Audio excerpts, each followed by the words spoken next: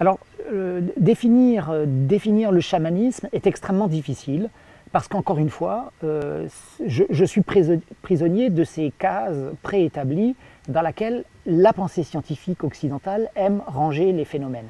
Alors, est-ce que le chamanisme est une religion? Est-ce que c'est de l'animisme?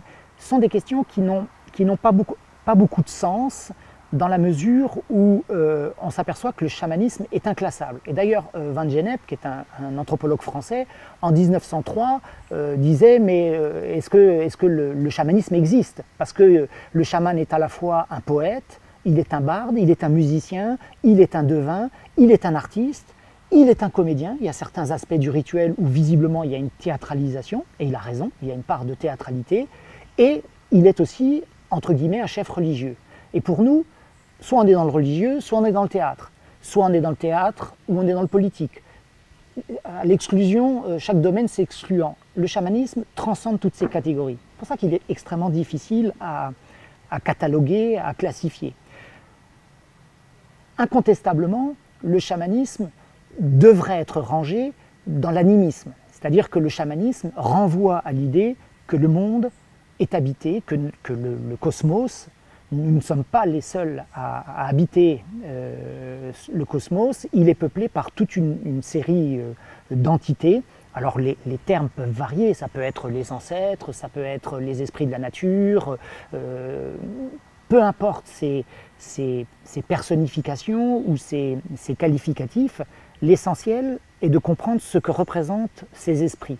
Et en fait, ces esprits renvoient à une conception qui est une conception très moderne du monde, pratiquement en termes de thermodynamique. C'est-à-dire que le monde est en fait parcouru par des énergies, dont certaines sont des énergies non pas antinomiques, mais de forces opposées.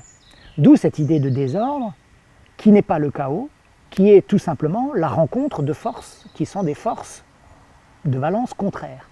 Et que le chaman doit savoir ordonner ou remettre, enfin rétablir une sorte d'équilibre dans le circuit. Donc on est très loin d'une définition, on est même loin de l'animisme. L'animisme tel que les anthropologues du 19e siècle le caractérisaient en disant bah oui, les gens étaient superstitieux, le soleil on le personnifiait, on disait père soleil, mère lune.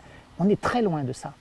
Ce que les études récentes sur le chamanisme et la possession nous indiquent, c'est que nous sommes vraiment confrontés à une pensée d'une très étonnante modernité. Et je voudrais vraiment insister, le chamanisme, et c'est peut-être un des enjeux de ma participation à cette exposition, c'est de faire éclater le carcan dans lequel on range le chamanisme. C'est-à-dire, chamanisme, ah oui, c'est la plus ancienne religion d'Homo sapiens sapiens, ça date de la préhistoire, même avant le néolithique, etc.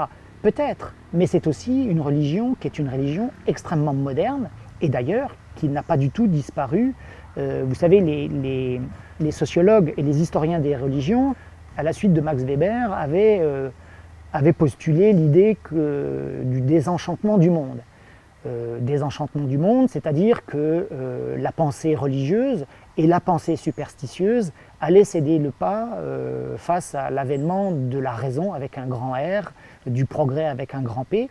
Or, c'est exactement l'inverse qui se produit. On s'aperçoit que justement, dans les pays où la raison et où la modernité se développe, le chamanisme et les cultes de possession ne disparaissent pas.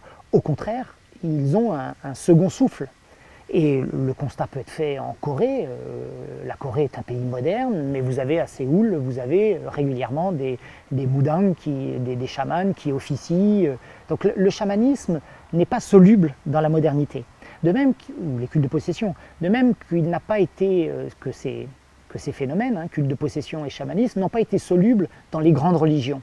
Parce que le chamanisme a survécu à l'islam dans toute l'Asie centrale, il a survécu au bouddhisme, au lamaïsme en Mongolie, les cultes de possession ont survécu au christianisme au Brésil ou en Haïti, à l'islam au Maroc.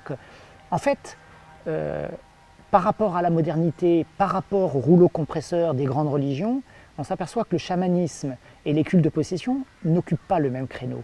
Ce ne sont pas des religions, ce ne sont pas des morales, ce ne sont pas des systèmes politiques, donc ils ne viennent pas interférer dans le domaine qui est celui des grandes religions. Justement, le chaman vient là où les systèmes explicatifs du monde, les grandes religions par exemple, butent. L'irruption du malheur répété, le désordre non pensé, et ça, ni la modernité, ni les grandes religions ne viennent expliquer la répétition du malheur, l'infortune, etc.